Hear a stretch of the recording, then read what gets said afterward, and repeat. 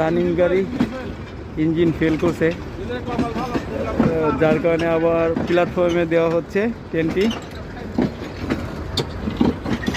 এই যে যাত্রীবাহী ট্রেনটি এখন প্ল্যাটফর্মে দেওয়া হবে, ইঞ্জিন ফেল করছে। তো খিলগাঁও রেলগেটের এখানে এখন হলো শান্টিং ইঞ্জিন দিয়ে গাড়িটাকে ব্যাগে দেওয়া হচ্ছে। তারপরে আবার পুনরায় ট্রেনটি বিলম্বতে কমলাপুর রেল স্টেশন থেকে চলে যাবে।